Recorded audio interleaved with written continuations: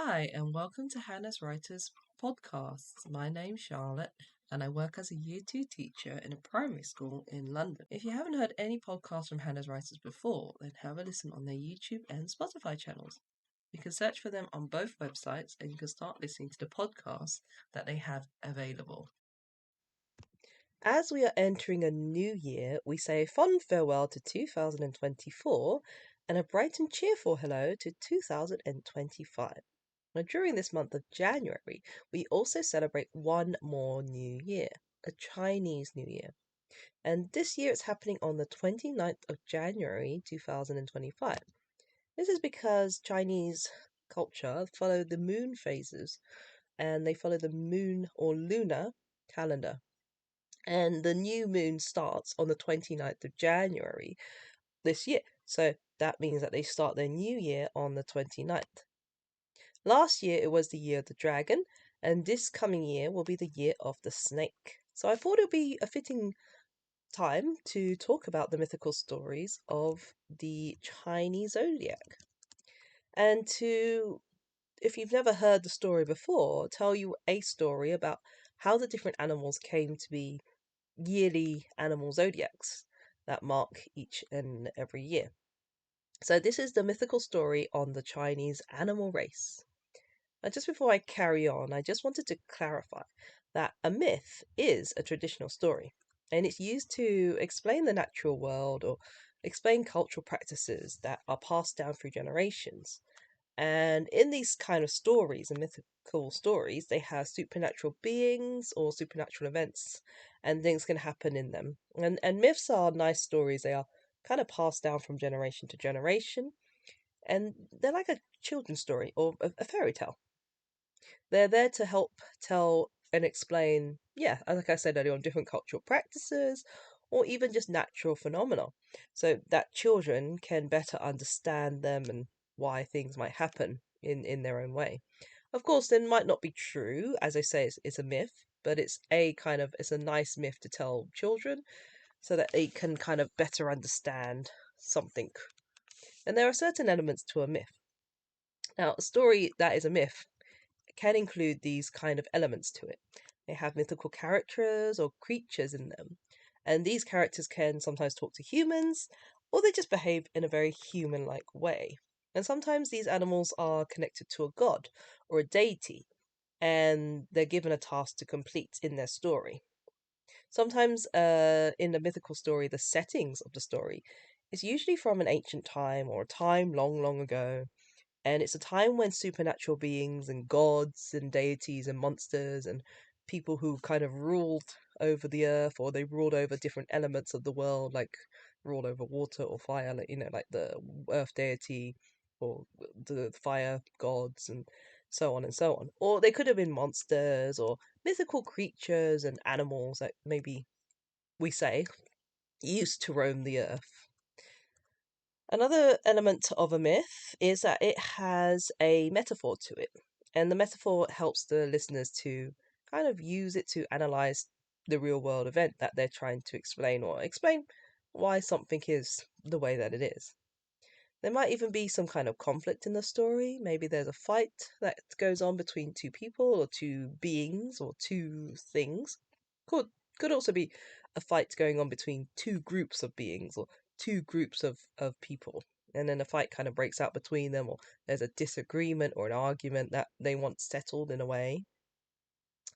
Also, the myths also will have a resolution, an example maybe to explain how the fights have stopped, and then because of the fighting and it stopped, that's how they resolve things between the two people, the two parties, or two groups of people. Sometimes a resolution is involving more than one person, or it just involves one person who is able to stop the fighting by doing something or by finding something to restore the order. And then after the resolution, then the changes that happen because of that resolution or because of the fighting explains what has occurred and explains the final phenomenon that they were trying to understand what happened in the first place. So this is the story of the Chinese Zodiac, and it's told to children and people everywhere. in China, and it's used to explain how they came to measure time, how they came to measure the years, especially as they well, in the West, we follow the solar calendar. We follow the sun and how many times the sun goes, how many times we go around the sun, and how many times we, as an Earth, the Earth revolves fully in one big rotation, which is about 365 days or 366 days, where we turn fully in our revolve I can't even say it now. Revolution, yeah, in our revolution as we go around the sun. So it takes us 365 days to go all the way around the sun, and on the 365th day, we then celebrate a new year. So that's how we measure our yearly times. For the Chinese Zodiac, they measure the lunar calendar, and they follow how many times the moon goes round the sun, round us, and how many times we go around the moon. So as the myth goes, this is going to explain why they have marked 12 different animals to be in charge of a year, basically. So, a long time ago, the Jade Emperor in China wanted to measure time, as nobody had a way of telling one year from the next. He asked all the animals to compete in a swimming race. And for the animals that take part, the Jade Emperor said he would name a year in the order that the animals finished throughout the race. So on the day of the race, lots of different animals turned up to take part. The cat and the rat were not great swimmers at that time, and they asked the ox if he could help to carry them across the river. And the ox said yes, of course. So the ox then swam across the river with the cat and the rat on his back. And as they got closer to the other side, the cat was sitting next to the rat, and the rat decided to push the cat off the ox's back. Unfortunately, the cat fell into the river, and because he couldn't swim, he was just kind of stuck there trying to get out of the water. And then the rat jumped off the ox's back, and he landed first onto the other side, and he became the first animal to finish the race. So the Jade Emperor rewarded the rats, and they said, "The first year of the zodiac will be named after you." And of course, the ox then crossed to the other side, and he became the second animal to finish the race. The Jade Emperor rewarded the ox by saying, "The second year of the zodiac will be named after you." After that, the tiger crossed the river onto the other side, and the Jade Emperor rewarded the tiger and said, "The third year of the zodiac will be named after you." The next animal to cross was the rabbit, and because of the strong currents, the rabbit was actually sitting on a log which was floating, and it helped to carry him over to the other side of the river. And the Jade Emperor rewarded the rabbit and said, "The fourth year of the zodiac will be named after you." Soon after, the next animal to cross was the dragon, and the Jade Emperor was surprised when he saw the dragon and asked him, "Why are you crossing the river now? I thought you could fly across very quickly." And then the dragon replied, "Oh, I stopped by to help some animals along the way. The rabbit was stuck, so I sent a floating log along the river to help carry him to the other side." Ah, the Jade Emperor rewarded the dragon and said, "The fifth year of the zodiac will be named after you." After the dragon, the horse was making its way to the finish line, and just before the horse could cross, the snake slithered around one of the horse's hooves, spooking it and causing the snake to cross first, and then the horse crossed afterwards. And that's one of the reasons why the horse and the snake do not get along.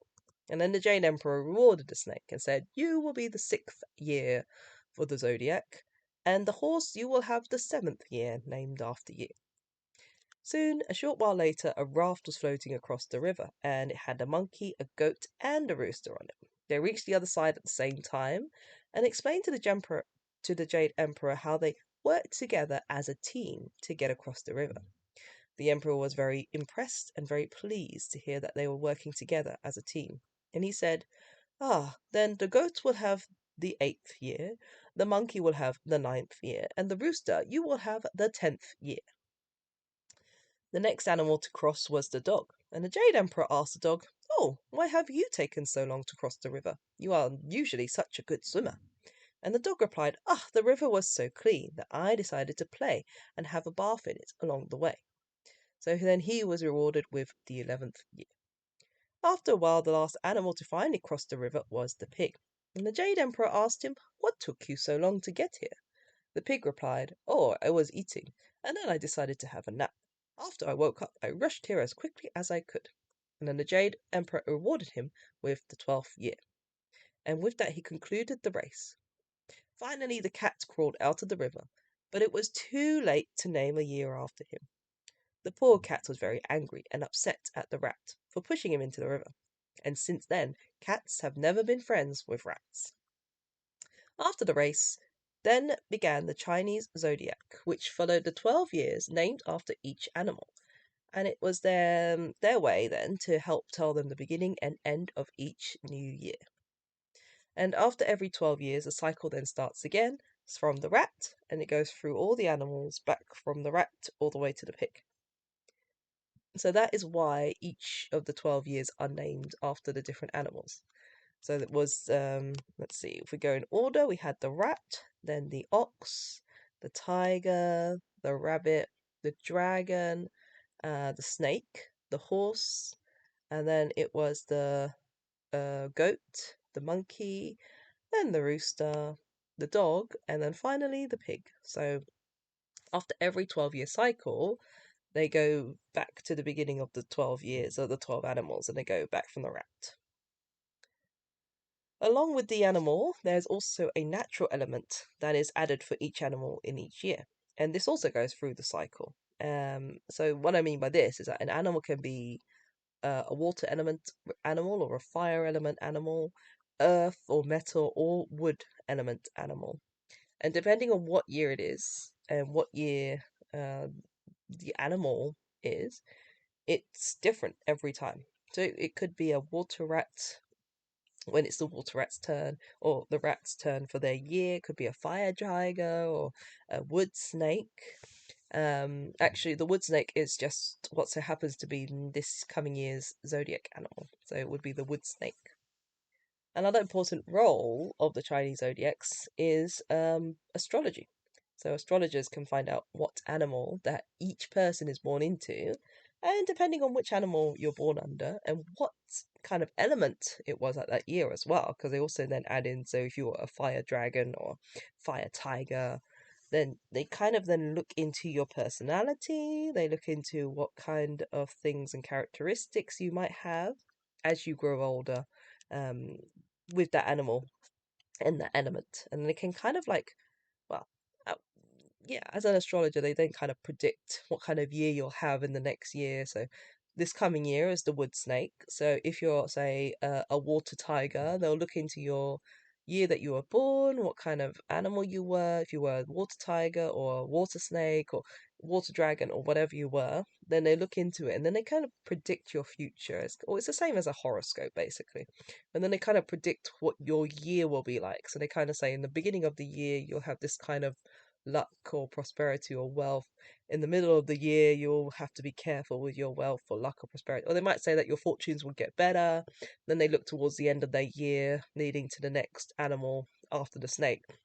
So then it's kind of a nice way for if you're into astrology and horoscopes, you can look it up yourself and find stuff online as well, because they produce it online, and you can look up your horoscope, look at what animal you were born under, what kind of element, and you can find out what kind of lucky things are good for you and what things you kind of have to maybe watch out for. So it's kind of a nice horoscope thing to do as well. This is a fun fact, and I think lots of people like to look at what their Chinese zodiac animals are and what elements they have as well. And I quite like this because it's quite a fun kind of way to try and look into your future and see what kind of good things might be coming your way in the next year. Let's just see what kind of predictions people make as well. I mean, if you're not really into it, you can just see what kind of predictions they're predicting for you. And then you can just chart it off during the year and be like, well, that didn't really happen. Or, yeah, I guess maybe that did. Or, if you're that scientifically inclined and you're not convinced that horoscopes are the way. Anyway, it's just a bit of fun, really. So I would say if you really enjoy it, then go for it. And that is the end of my podcast. Thank you very much. I hope you enjoyed listening to the mythical story of how the 12 Chinese zodiac animals came to have a year named after them, and that you enjoyed the little race about them. And yeah, if you're really interested and this has piqued your interest, then look it up online, have a go, and find out what Chinese Zodiac animal you are, and maybe check what kind of future you might be happening for you for the wood snake year to come. And if you are celebrating Chinese New Year, then please have a good one and enjoy welcoming the new year in style. I know me and my family will also be celebrating Chinese New Year. It's a kind of a nice tradition that we really enjoy to it's just like a nice get together. You celebrate with your friends, celebrate with your family. Again, it's the same kind of thing when you're celebrating New Year on the 1st of January or the 31st of December to the 1st of January. And that's all for this podcast. Thank you very much for listening. I hope that you've enjoyed it. And if you'd like to listen to more, then please like and subscribe to Hanaz Writers YouTube channel or Spotify channel. You can hear more podcasts from there as well. And you can also follow on Facebook. Their handle is @hanaz.writers. Thank you very much for listening. And until next time, bye.